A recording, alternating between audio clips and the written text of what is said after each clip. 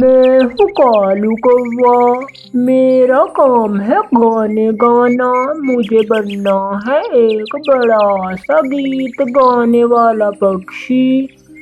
کالو کوا پورا دن اور رات یہی کام کرتا، کھاتا پیتا اور گانے گاتا۔ میرے کوے بھائی، آپ کیا کہہ رہے ہیں؟ آپ تو اتنے بڑے فنکار نہیں بن سکتے۔ چلو آؤ، ہم دونوں بھوجن کی تلاش میں چلتے ہیں۔ چڑگا میں ہوں گانے والا بڑا فنکار، اور میں ایک دن اتنا بڑا بن جاؤں گا کہ تم بھی حیران رہ جاؤ گی۔ ابھی آؤ یہاں سے اور مجھے گانے دو۔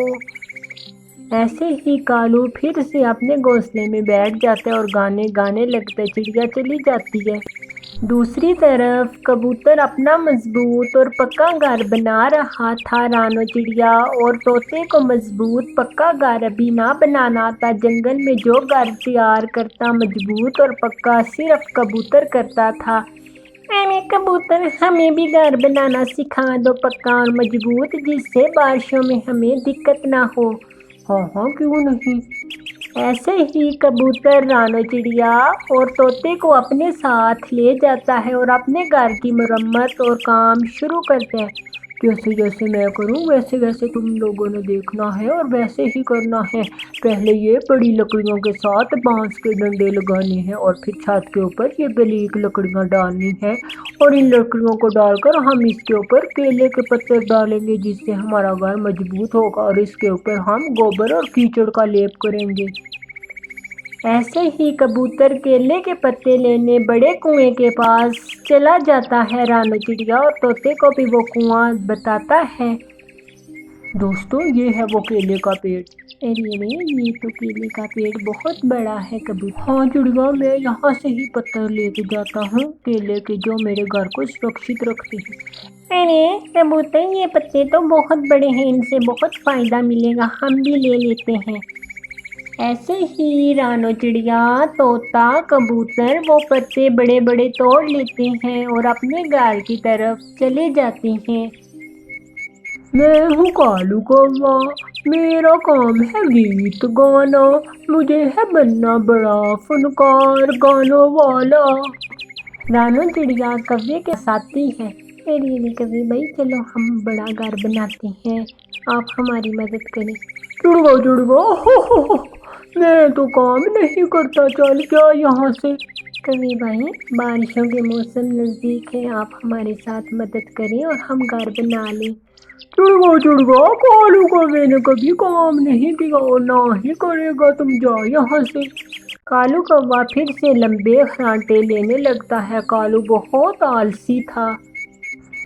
رانو چڑیا اپنے گھر کے لیے لکڑیاں کاٹنے لگتی ہے، اور دوسری طرف طوطا دور دشا میں جاتا ہے بھوجن کی تلاش میں، اور اس کو ندی کے پاس ڈھیر ماترا میں چاول کے دانے ملتے ہیں۔ ارے میں یہ چاول کے دانے کچھ لے جاتا ہوں۔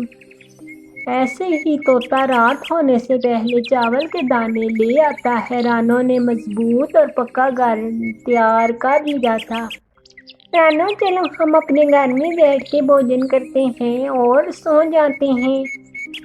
ایسے ہی رانو اور طوطا اپنے نئے گھر میں بیٹھ کے مزے سے بھوجن کرتے ہیں۔ رات ہو جاتی ہے، اگلی صبح ہو جاتی ہے۔ کالو آلسی بچا کچا چن کر دانے کھا کر اپنا پیٹ بھرتا۔ میرا تو پیٹ بھر گیا ہے۔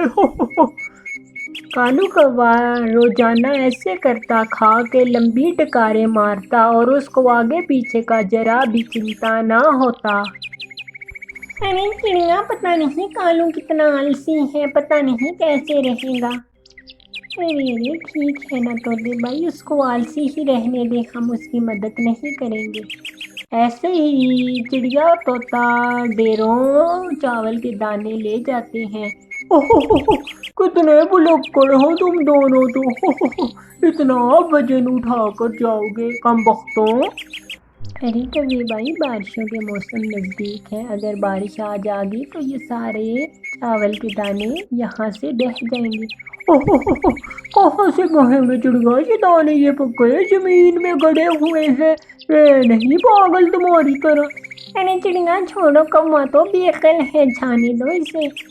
ढेर मात्रा में चिड़िया और तोता भोजन इकट्ठा बादल छा जाते हैं, तेज गरज के साथ बारिश शुरू हो जाती है। रात को चिड़िया और तोता अपने मजबूत घर में मजे मजे से स्वादिष्ट भोजन कर रहे थे। अरे तोते भाई, हमारा घर तो बहुत मजबूत है।